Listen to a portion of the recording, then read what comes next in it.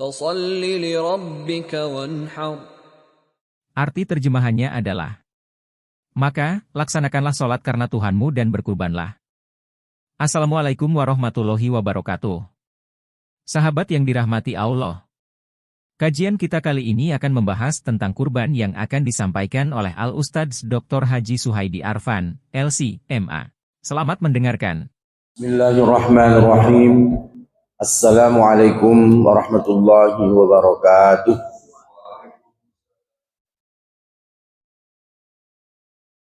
Alhamdulillahi rabbil alamin, wa bihi nasta'in, wassalatu wassalamu ala ashrafil anbiya'i wal mursalin, wa ala alihi wa sahbihi ajma'in. Bapak-bapak, ibu-ibu, hadirin wal hadirat rahimakumullah. Syukur kepada Allah dengan mengucapkan alhamdulillahirabbil alamin. Bersolawat kepada Rasulullah sallallahu alaihi wasallam dengan mengucapkan Allahumma sholli ala sayyidina Muhammad wa ala ali sayyidina Muhammad. Bapak-bapak, ibu-ibu, hadirin wal hadirat rahimakumullah.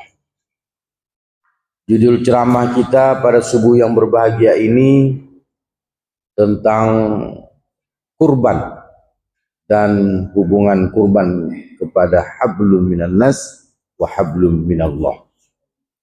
Bapak Ibu yang dimuliakan oleh Allah Subhanahu wa taala. Makna kurban al-udhiyah, menyembelih. Kurban adalah salah satu amalan yang paling dicintai oleh Allah Subhanahu wa taala. Banyak amalan-amalan yang dicintai Allah. Salah satunya adalah melaksanakan ibadah kurban. Terus, kapan ibadah kurban disyariatkan? Kurban itu disyariatkan pada tahun kedua Hijriah. Pada tahun kedua Hijriah. Dilihat dari aspek sejarah. Nah, kalau dilihat dari segi aspek sejarah. Terus ibadah kurban telah ada sejak zaman Nabi Adam alaihissalam. Sudah ada sejak zaman Nabi Adam alaihissalam. Diceritakan dalam Al-Quranul Karim. Watlu alaihim naba abnai Adam bil haqqa il qarraba qurbanan fatuqabbala min ahadihima wa lam yutaqabbal min al akhari qala la aqtulannaka qala innama yataqabbalu Allahu minal muttaqin. Ceritakanlah kepada mereka kisah kedua putra Nabi Adam, Habil dan Qabil. Menurut yang sebenarnya, ketika keduanya mempersembahkan kurban, maka diterima dari salah satu dari mereka berdua, Habil,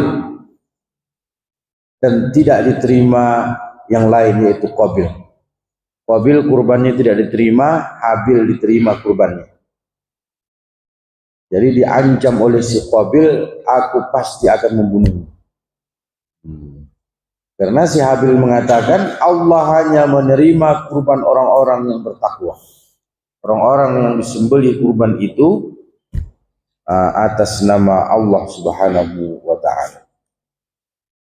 Orang Yahudi dan Nasrani mereka berkurban juga, tapi kurbannya tidak sesuai dengan ajaran syariat, maka tidak diterima oleh Allah Subhanahu wa taala.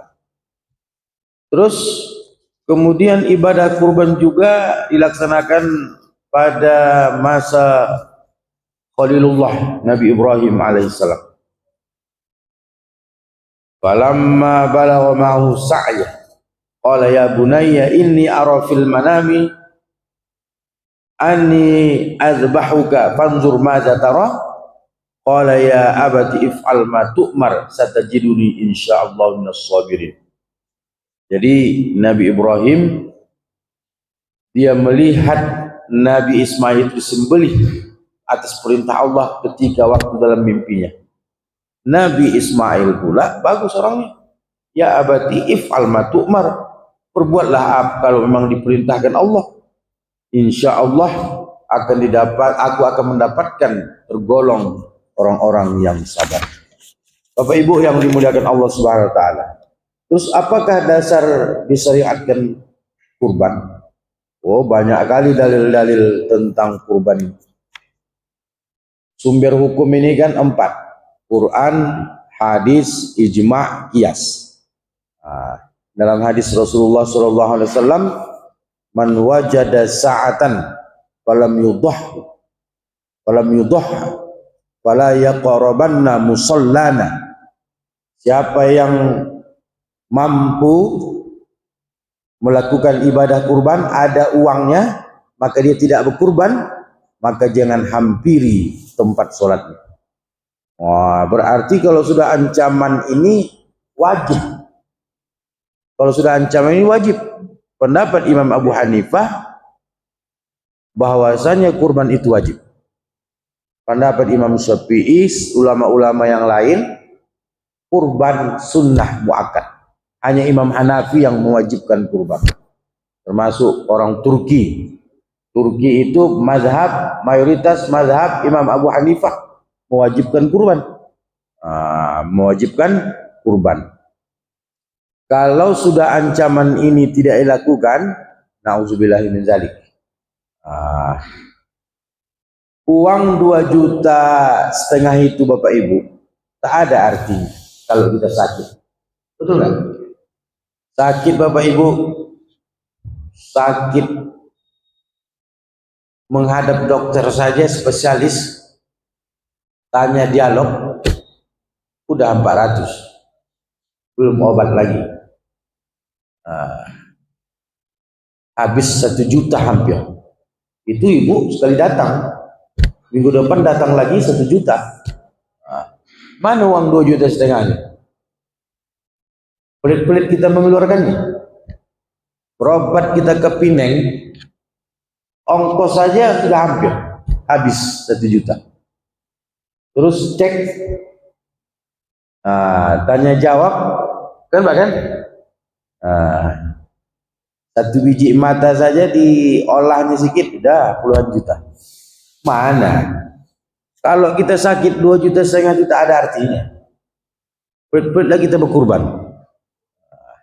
Jadi Bapak Ibu yang dimuliakan oleh Allah Subhanahu wa taala.